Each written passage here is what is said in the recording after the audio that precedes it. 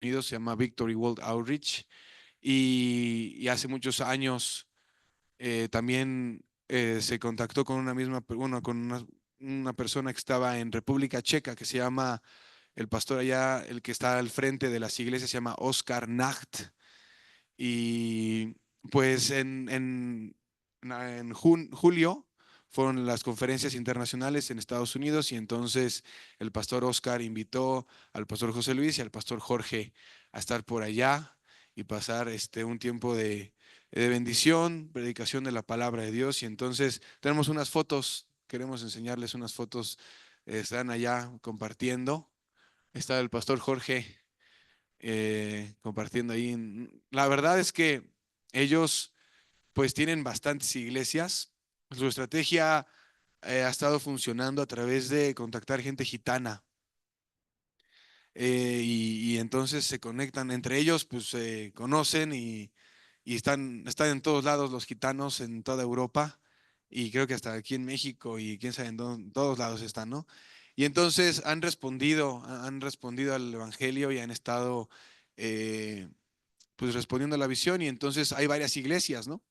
Han estado compartiendo ambos, el pastor José Luis y el pastor Jorge, en las mismas iglesias, como un tipo conferencia o tipo seminarios. Y entonces, ahí a ver si tiene más, hermana. Ahí está el pastor José Luis. Eso me parece que fue hoy hace un ratito. Acá ya son, no sé a qué hora sean. Ahí está el pastor con mi hermana Laura.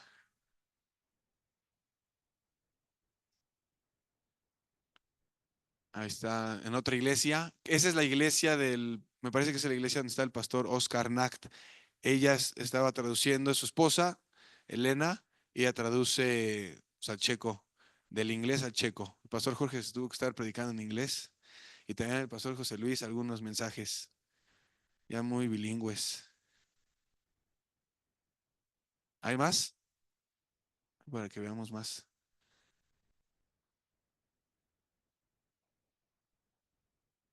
¿Esas son todas? No. Entonces, pues sí, son todas ya, ¿va? Pues estamos contentos por la oportunidad que Dios nos da, ¿no? Y este, vamos a estar orando por el pastor. Que Dios lo use, que Dios lo guarde, por el pastor Jorge también, que Dios lo use, que Dios lo guarde. Es una bendición. Y cuando vivimos en este mundo y sabemos que no somos los únicos, ¿no?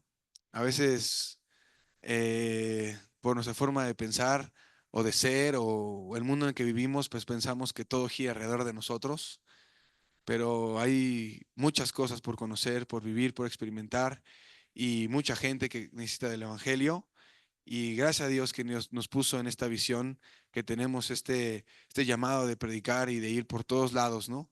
Hay muchos lugares en México mismo donde no se conoce el Evangelio y que se necesita escuchar. ¿Cuántos comparten el Evangelio ahí donde están? En sus casas, con sus vecinos, en un grupo de casa. ¿Cuántos quisieran compartir el Evangelio en otro lugar? Eso es todo. Gloria a Dios. Pues vamos a orar, vamos a compartir la palabra de Dios rápidamente. Vamos a abrir nuestras Biblias en Levítico 26:11. Levítico 26:11. Antes de ir para allá, quisiera que oremos para que Dios esté tomando el control de esta reunión. ¿Sale? Vamos a orar. Bendito Padre Celestial, te damos gracias por este tiempo, por la oportunidad que nos das de estar en tu casa, en tu presencia, Señor. Te damos gracias, Señor, porque tú has sido bueno con nosotros. Te pedimos que en este día, Señor, tú nos visites, que tu Espíritu Santo nos hable, que tomes el control de mi vida, Señor, y que tomes el control de la vida de cada uno de mis hermanos, que tú estés quitando todo obstáculo, Señor, en nuestra mente, en nuestro corazón, que nos impida escucharte, Señor. Te lo pedimos en el nombre de Jesús.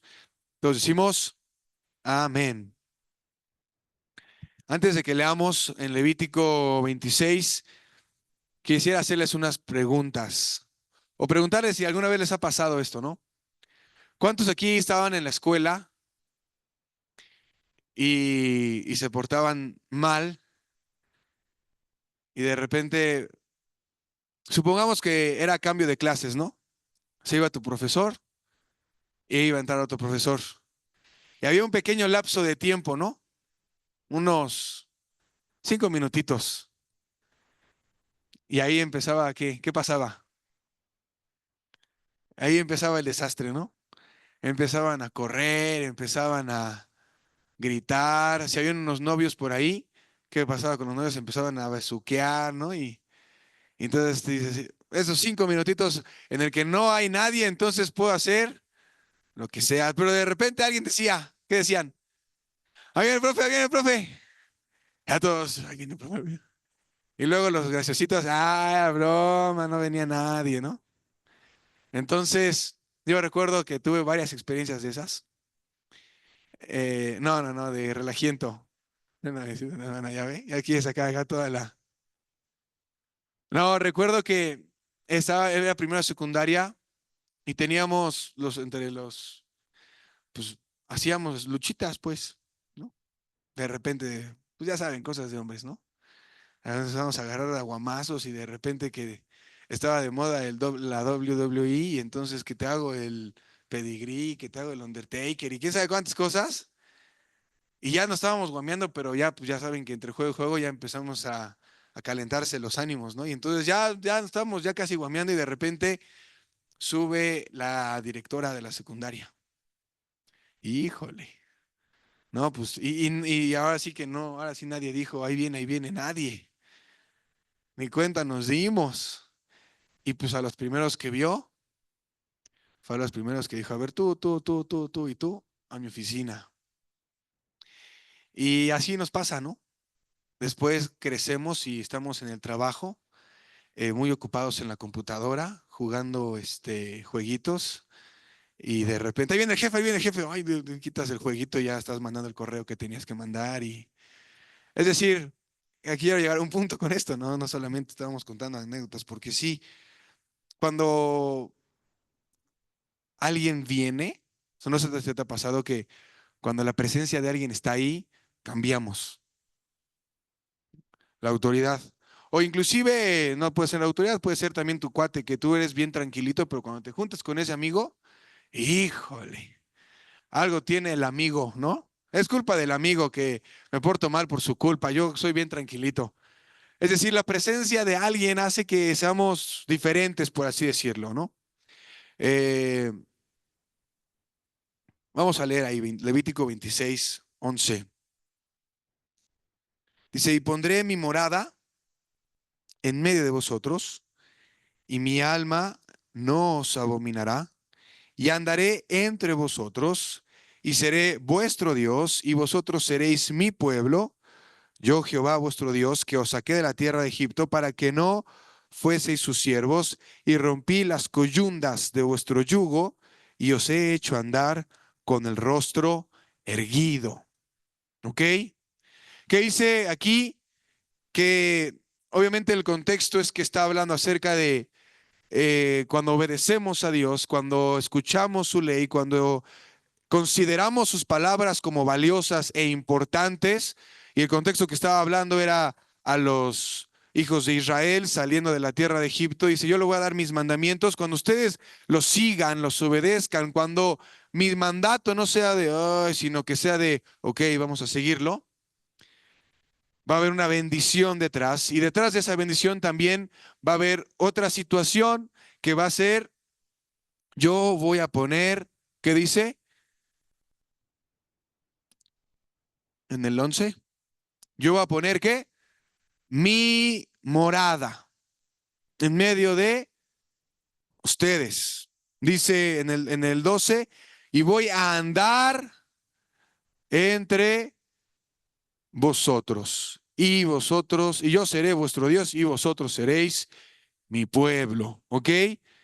Entonces ya hablamos hace ratito y les preguntamos que cuántos cambiaban cuando había la autoridad o el amigo malo o el amigo bueno, el que te decía, ya ponte a estudiar, vente, vamos a estudiar juntos. Tú, ah, sí, vamos a estudiar. Eso casi no pasaba nunca. Este, pero bueno, ¿cómo es, cómo es que Dios esté en medio de nosotros? Es decir, Cuando una persona está con nosotros o notamos la presencia de alguien, pues cambiamos, ¿no? Decimos, oye, ahí viene, hay que portarnos bien. Cuando viene Dios y dice, voy a estar habitando en medio de ustedes, entonces debería ser algo similar, ¿no? Y decir, bueno, pues ya está Dios, entonces hay que obedecer su palabra. Ahora, eso está muy interesante. ¿Por qué? Bueno, porque la idea que Dios tenía es como, es como el compañero, ya sea de trabajo, de la escuela, que era bien mustio, que era bien relajiento, ¿verdad?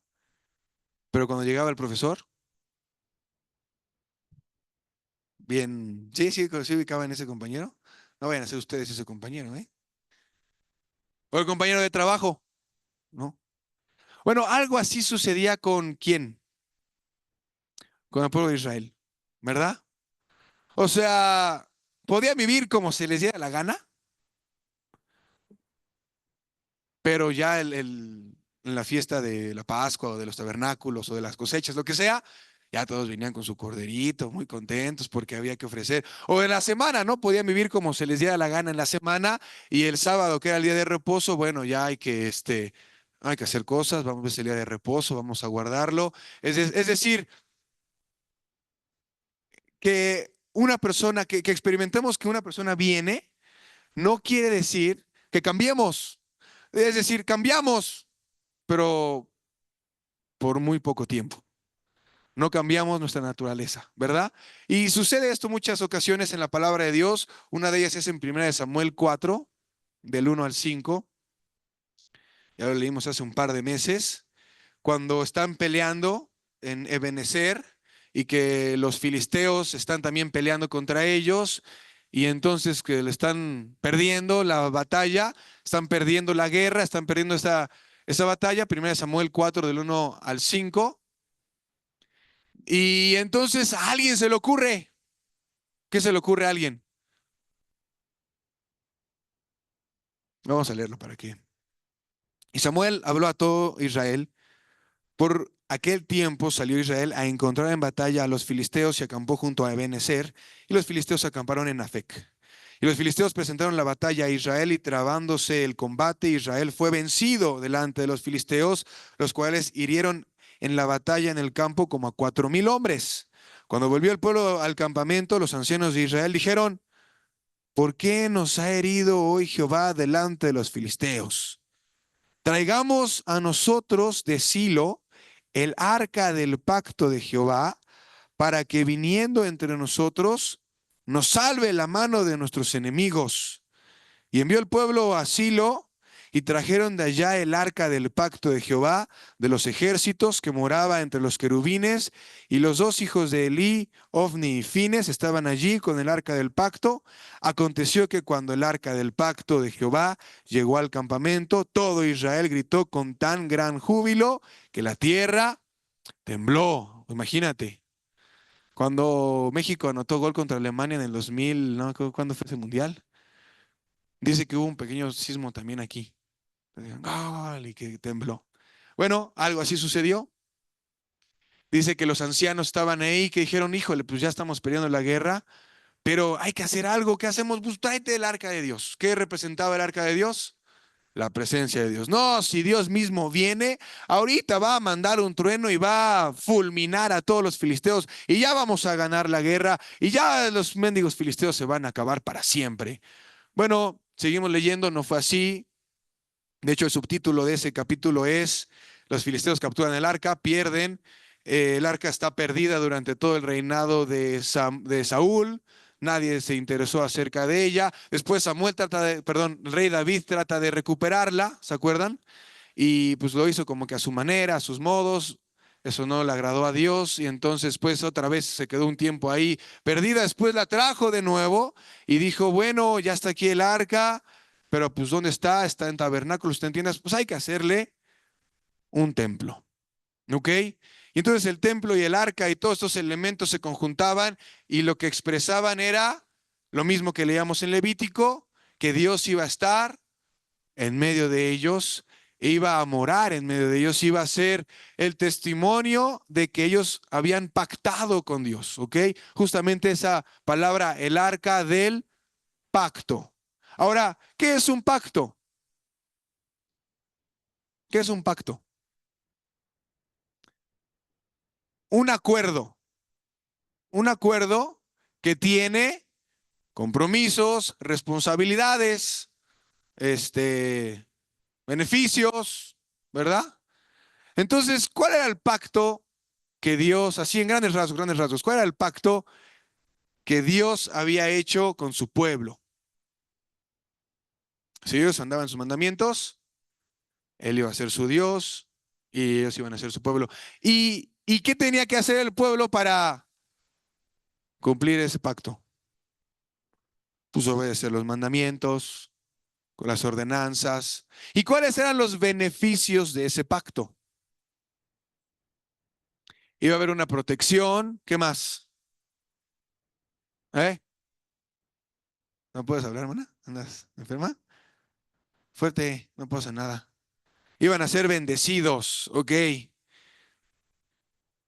Vamos a Ezequiel 44, muchos años después.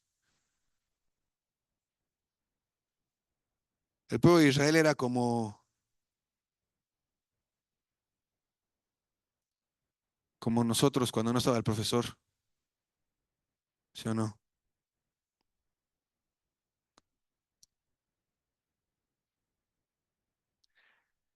44:4. Ezequiel 44:4 al 9.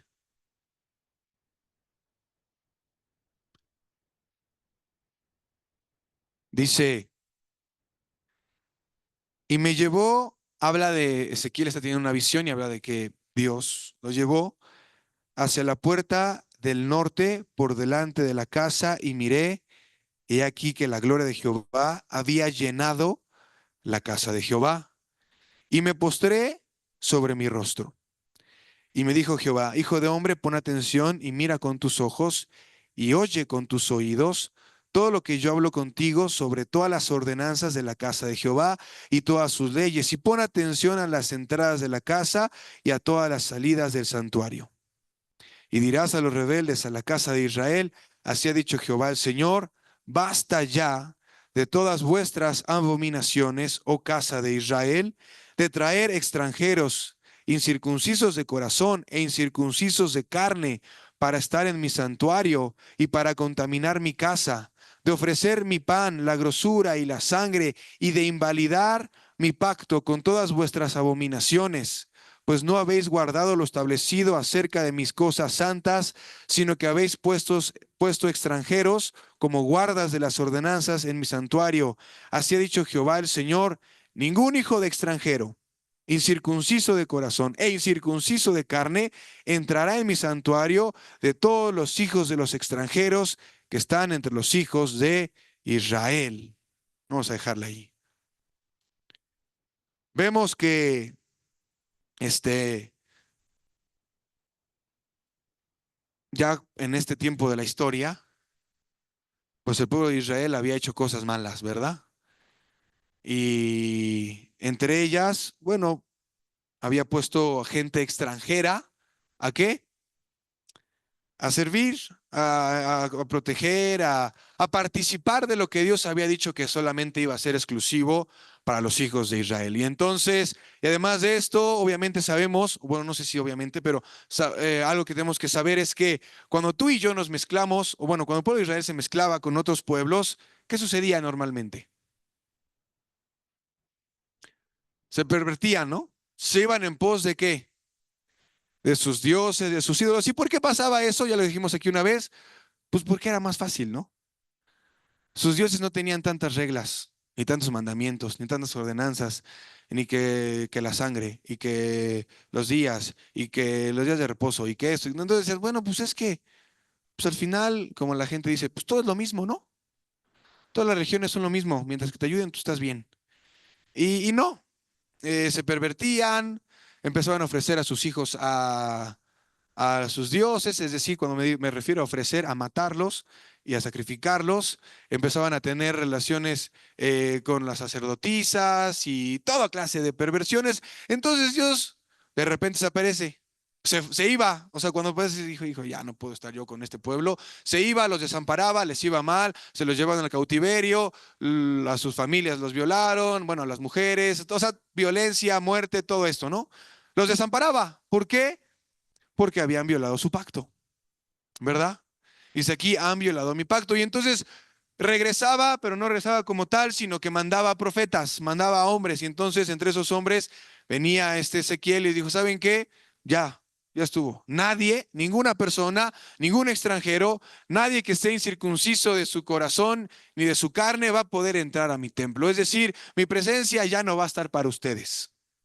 Y así vivieron durante mucho tiempo. El último profeta que habló en esos tiempos fue Malaquías, ¿verdad? Después de Malaquías hubo, decía ayer, y ayer estábamos hablando de eso, 400 años en que, ¿dónde estaba Dios? Pues quién sabe, porque en el pueblo no estaba, ¿verdad? Y lo que hoy quiero hablar es, hablamos muchas veces y decimos muchas veces acerca de la presencia de Dios, ¿no? Es más, oramos y decimos, Señor, que tu presencia esté con nosotros, esté en este lugar, ¿verdad? A veces decimos, ¿no? Dios está conmigo, Dios está aquí, Dios me acompaña, ¿verdad? La gente afuera tiene prejuicios o ideas extrañas acerca de que pues Diosito los acompaña, ¿verdad? Y que no les va a pasar nada porque Diosito está con ellos. La realidad es que después de que todo esto sucedió al pueblo de Israel, Dios se encargó de volver a querer.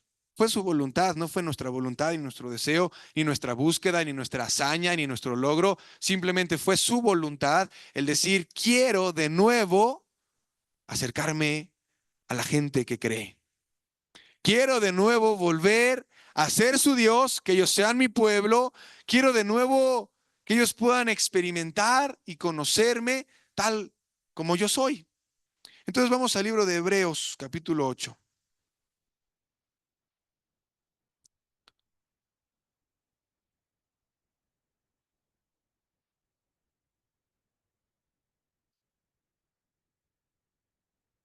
Hebreos 8.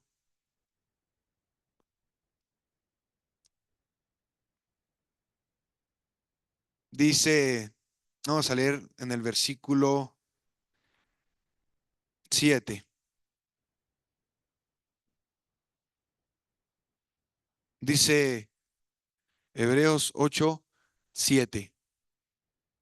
Porque si aquel primero, habla de aquel primer pacto, está hablando del pacto. Dice, porque si aquel primero hubiera sido sin defecto, ciertamente no se hubiera procurado lugar para el segundo pacto. Habla de los pactos. Dice, porque reprendiéndolos dice, he aquí vienen días, dice el Señor, en que estableceré con la casa de Israel y la casa de Judá un nuevo pacto. No como el pacto que hice con sus padres el día que los tomé de la mano para sacarlos de la tierra de Egipto, porque ellos no permanecieron en mi pacto, y yo me desentendí de ellos, dice el Señor. Por lo cual, este es el pacto que haré con la casa de Israel. Después de aquellos días, dice el Señor, pondré mis leyes, ¿dónde? En la mente de ellos, y sobre su corazón las escribiré. Y seré a ellos por Dios, y ellos me serán a mí por pueblo. Y ninguno enseñará a su prójimo, ni ninguno a su hermano, diciendo, conoce al Señor, porque todos me conocerán, desde el menor hasta el mayor de ellos, porque seré propicio a sus injusticias y nunca más me acordaré de sus pecados y de sus iniquidades. Al decir nuevo pacto, ha dado por viejo al primero, lo que se da por viejo y se envejece está próximo a desaparecer. Vamos a dejarla ahí. Gracias a Dios gracias a su misericordia, gracias a su gracia, a su plan, a su amor, no lo sé, no sé cómo decirlo. Él quiso hacer un nuevo pacto. Y en ese nuevo pacto, hermanos, tú y yo estamos considerados, ¿verdad? Algunos ya están en el pacto. Yo espero que la mayoría de nosotros ya estemos viviendo en ese nuevo pacto. ¿Cuál es ese nuevo pacto? Vamos a leerlo ahí abajito. Hebreos 9:11.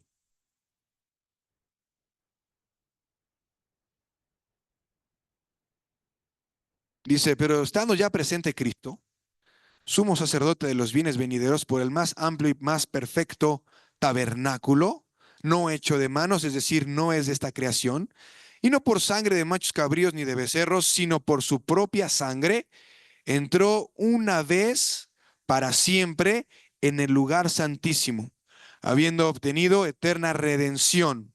Porque si la sangre de los toros y de los machos cabríos y las cenizas de la becerra rociadas a los inmundos santifican para la purificación de la carne, cuánto más la sangre de Cristo, el cual mediante el Espíritu eterno se ofreció a sí mismo sin mancha a Dios, limpiará vuestras conciencias de obras muertas para que sirváis al Dios vivo. Así que por eso es mediador de un nuevo pacto, para que interviniendo muerte para la remisión de las transgresiones que había bajo el primer pacto, los llamados reciban la promesa de la herencia eterna. Pero a Dios. La intención de Dios, hermano, quiero que tú lo sepas y que te quede claro hoy cuando salgas.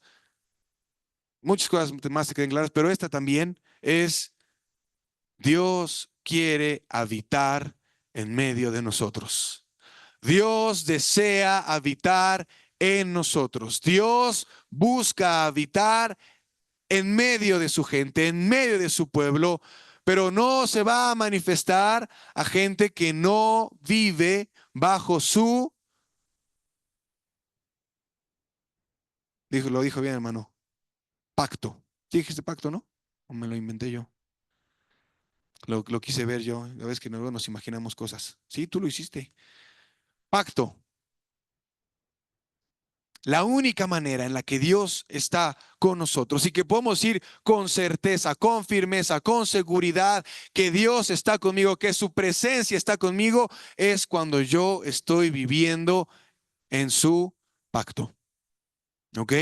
La única manera. Toda la gente allá afuera que dice que Dios está conmigo porque llevo un collarcito, porque llevo una pulsera, o porque llevo una imagen de un santo, o porque llevo lo que sea, si no viven como se debe vivir en ese pacto, están engañados esas personas, ¿ok? Pero nosotros vivimos, bueno, yo espero, vivimos bajo ese pacto. ¿Y qué condiciones tiene ese pacto? Bueno, de hecho las condiciones no han cambiado, ¿no? Sí. ¿Por qué las condiciones no han cambiado? Porque el mismo Dios que emite el pacto no ha cambiado. Es el mismo. ¿Y qué espera Dios de su pueblo entonces? ¿Qué espera de nosotros? Que vivimos en ese nuevo pacto gracias a Cristo. Ya leímos antes, la gente se venía y ofrecía sacrificios y no podían lavar sus pecados, pero Jesucristo vino, se presentó una sola vez y para siempre, para que ya no viviéramos en pecado, sino que ahora tuviéramos la herencia eterna. ¿Qué implica ese pacto? ¿Qué demanda de nosotros ese pacto? Obediencia, ¿qué más? Santidad, ¿qué más?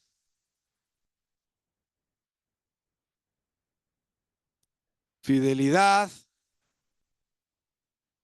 comprometernos con Dios en su palabra. Ok, muy bien. Vamos a leer Hebreos 10, del 11 al 25.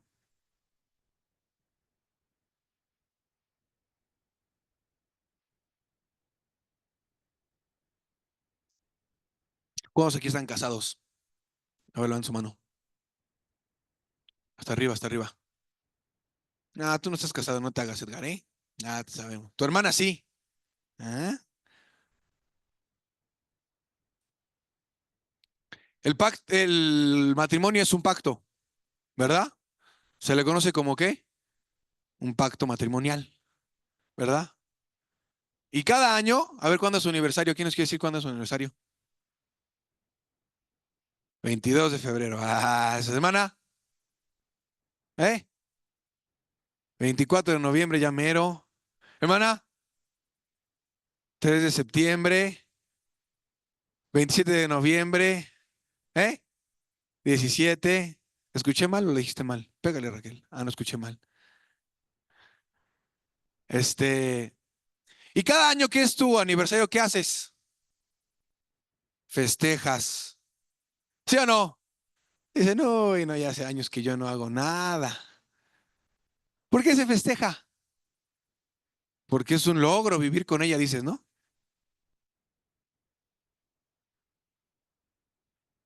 ¿Por qué se festeja?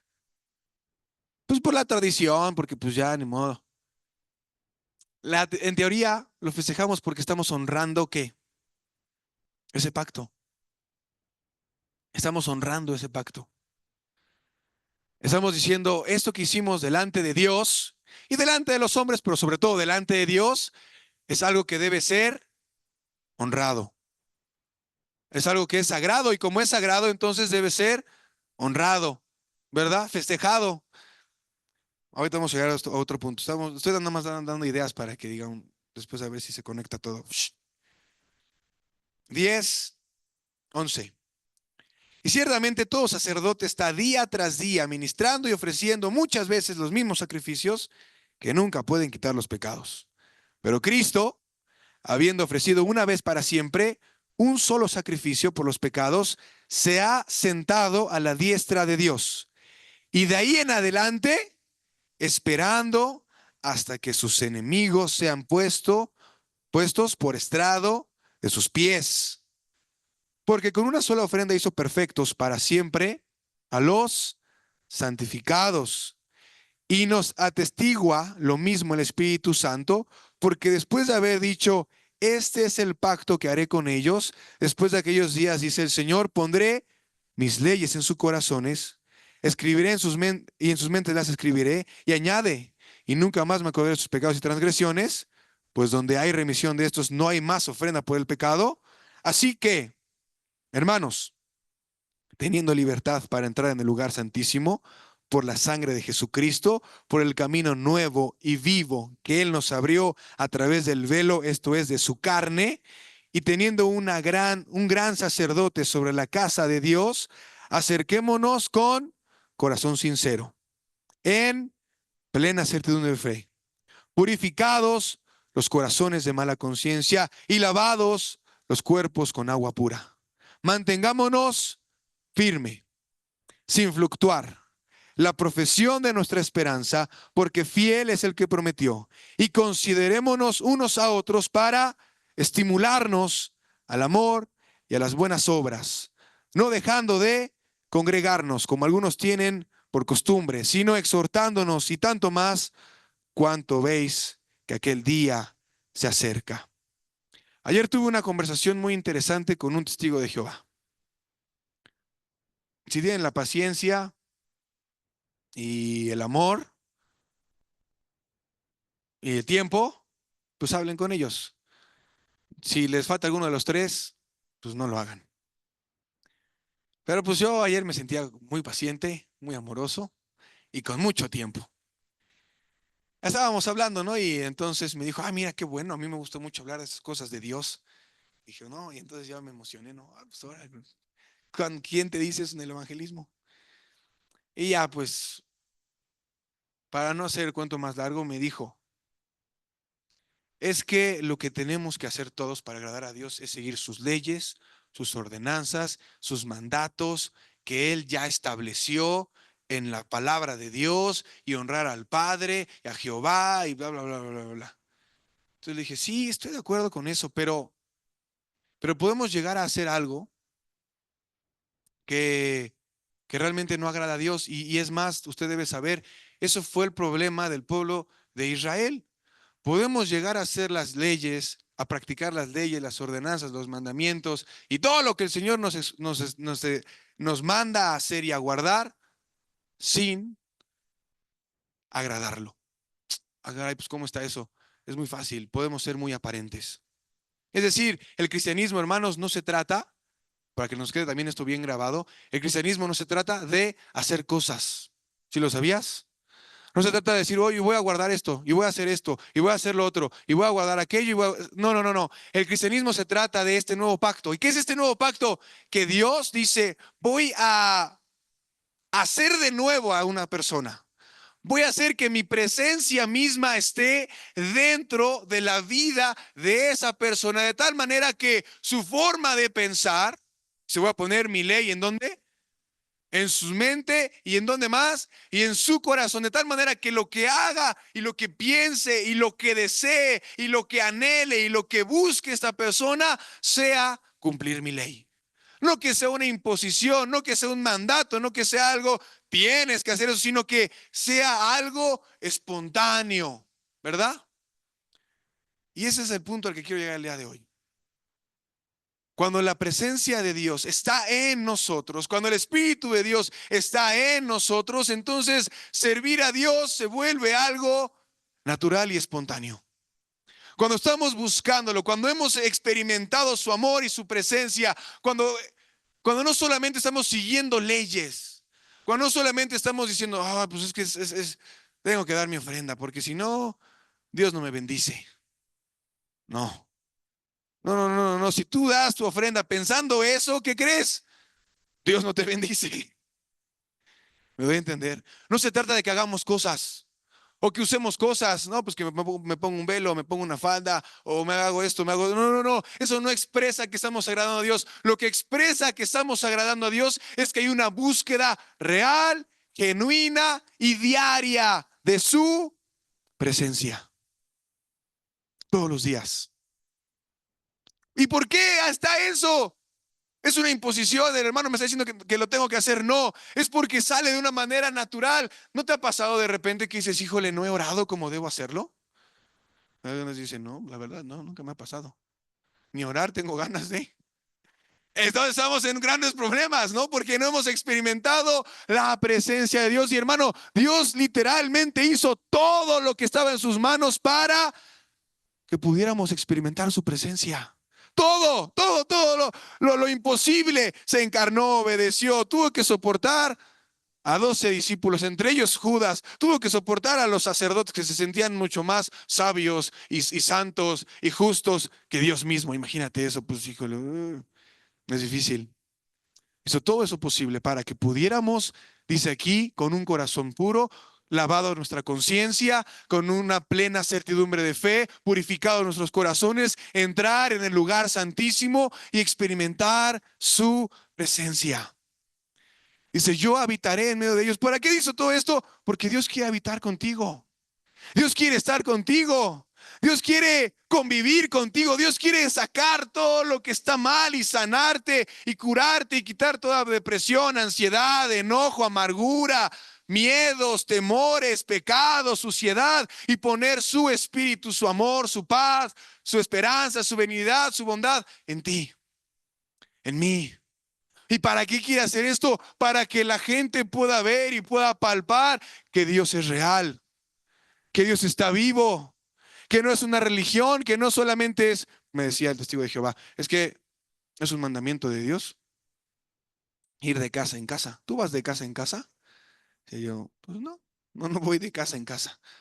¿Ya ves? ¿Ya ves cómo no agradas a Dios porque no cumple sus mandamientos? Digo, es que no es eso. Y a veces nosotros como cristianos estamos igual. Pensamos que agradar a Dios es cumplir con algo sin entender la esencia de lo que estamos haciendo, sin entender el por qué estamos haciendo eso, por qué oramos, por qué leemos, por qué ofrendamos, por qué evangelizamos, por qué hacemos todo eso. Porque el mismo Espíritu que habitó en Cristo, en teoría, también está habitando en nosotros. Ahora lo podemos suprimir. Decía el hermano Benny, ¿cómo es que, no me acuerdo bien qué preguntó? Me distraje, pero era algo de cómo podemos permitir que Dios controle nuestras vidas, algo así. Igual fue la respuesta. Ay, fue hace 20 minutos, no inventen que ya se les olvidó. Obedeciendo, leyendo la palabra, orando. permitiendo que el Espíritu Santo, o más bien algo más concreto, quitando tus deseos, quitándote de en medio a ti, quitándote del centro de atención. Y eso es algo que no nos gusta. Cuando tú vas a celebrar tu aniversario, ¿es algo automático o es algo forzado? Cada quien sabe cómo es. Para ti tal vez es algo automático. Dice, ay, es mi aniversario, ay, qué padre. Pero si no le regalo nada a este barbaján, no me va a dar el gasto durante 2 semanas. Entonces, tengo que decirle que lo amo por lo menos. Hacerle una cartita ahí que te amo mucho. Depende de que sea automático, depende de qué depende de que sea una carga para ti, de tu relación con esa persona.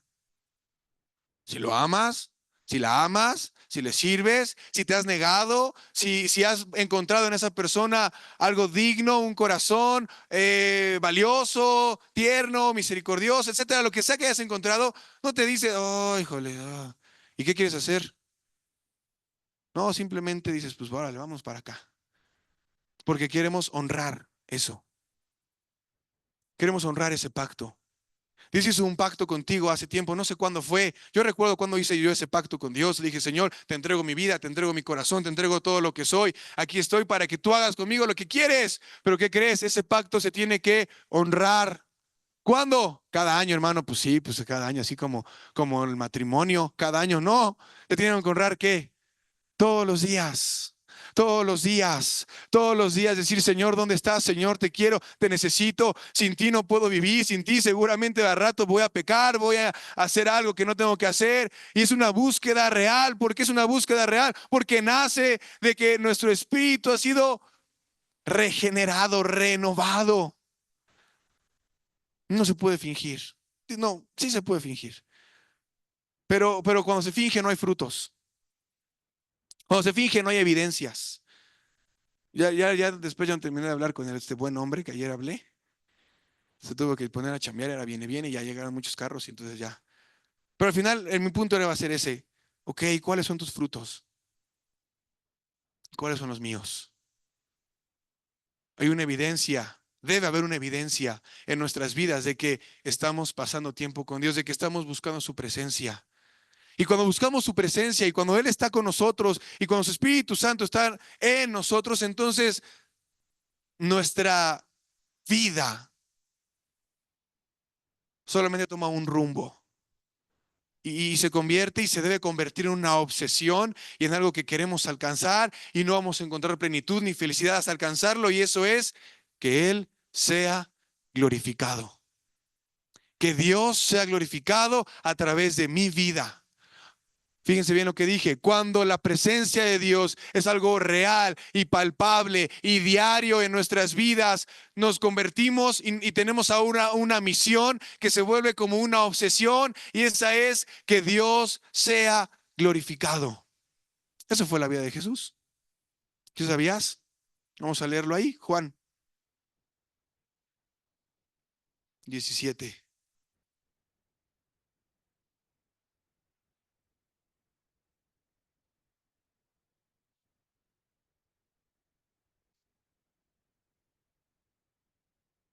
17, 1.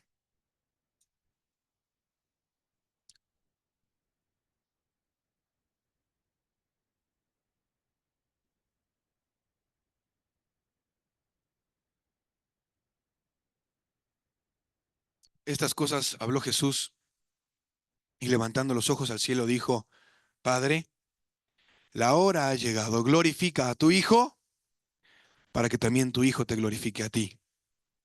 Como le has dado potestad sobre toda carne, para que dé vida eterna a todos los que le diste. Y esta es la vida eterna, que te conozcan a ti, el único Dios verdadero, y a Jesucristo, a quien has enviado. Yo te he glorificado en la tierra, he acabado la obra que me diste que hiciese. Cuando nosotros estamos en la presencia de Dios, lo único que estamos buscando es cómo podemos glorificar a Dios. ¿Te acuerdas que algunos profetas, ciertos profetas, sobre todo ahorita se me viene a la mente Elías, le dijo al rey Acab, vive Jehová, en cuya presencia estoy? Aventarse una declaración como se la aventó, tenía que estar en la presencia de Dios para hacerlo, porque si no era otro loquito más, ¿no? Ah, este loquito dice que no va a llover en 3 años. Y es más, yo creo que así lo consideró Acab. Imagínate, de repente estás tú en el palacio, no sé dónde sea que estés, y eres rey. Y de repente llega alguien que ni conoces, ni sabes de dónde salió, ni nada, y dice, vive Jehová en cuya presencia estoy, que en 3 años no va a llover, por mi boca lo he dicho. ¿Qué piensas? Sí, ¿cómo no? Pasa un año y los agricultores, todos los que se dedican al campo, los ganaderos, dicen, pues ya le estoy orando y orando a Baal, pero pues nada más no responde Baal. Pasan 2 años.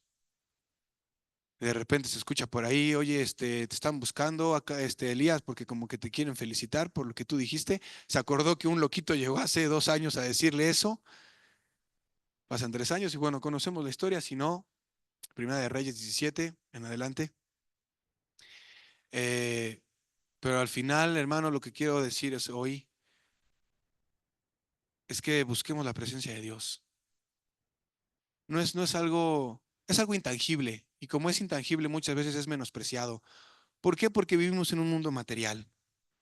Es decir, apreciamos más la presencia de, pues, no sé, de tus amigos, de tu esposo, de tu esposa, que de Dios.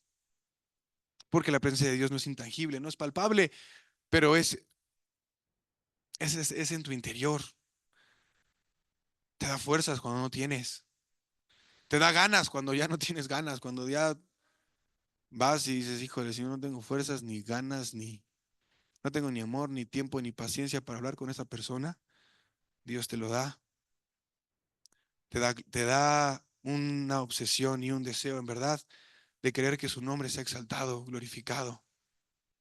Yo quiero eso, hermano. A mí me gustaría ver que mi nación glorificara a Dios, que tu familia, hermano, glorifique a Dios, lo honre, que tus hijos, tus nietos, tus primos, no sé, gente, y cuando estamos en su presencia, eso es real. Eso es real, eso es alcanzable, no es una idea, no es solamente algo que se predica y que nos llena de entusiasmo y se nos olvida cuando salimos, no. ¿Y por qué es real? Porque lo buscamos todos los días. Porque es real, porque dice la palabra de Dios, buscadme, viviréis. Así que cuando estamos en su presencia aprendemos a honrarlo,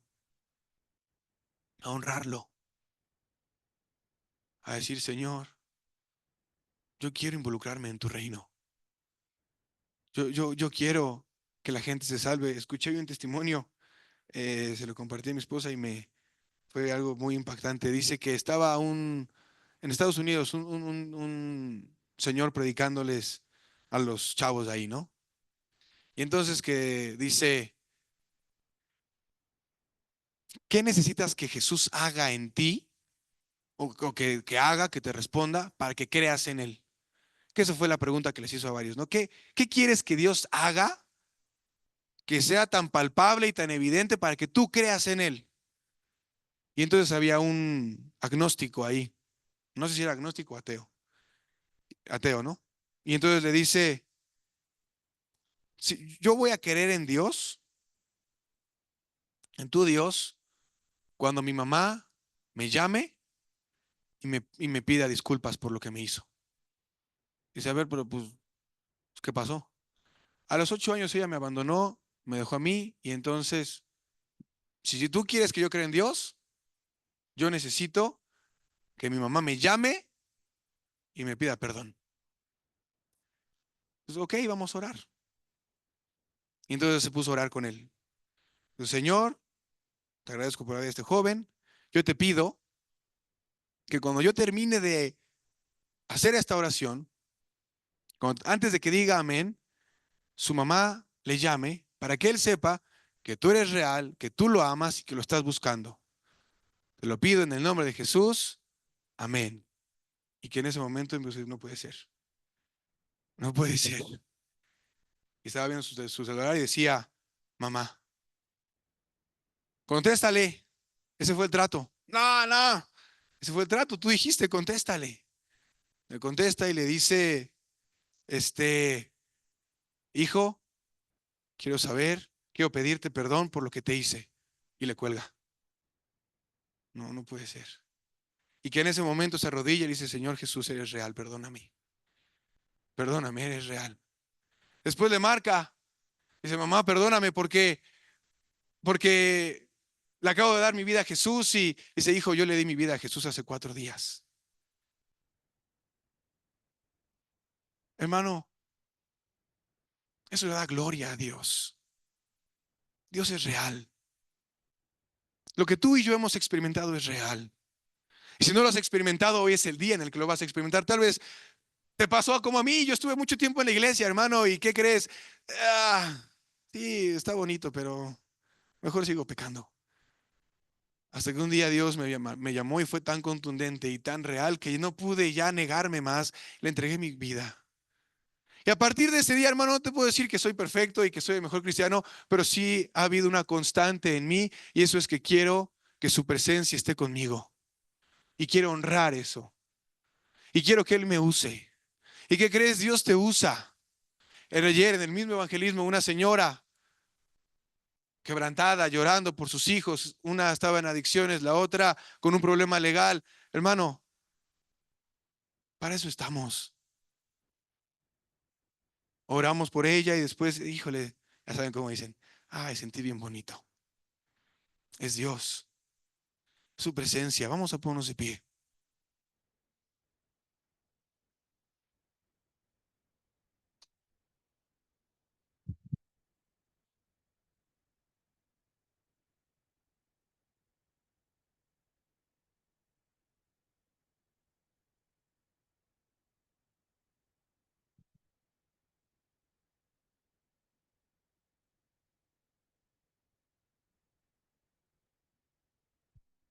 Vamos a pasar acá al frente, manos, alabanza. Quiero hacer dos cosas al mismo tiempo. Vamos a cerrar todos los ojos, por favor.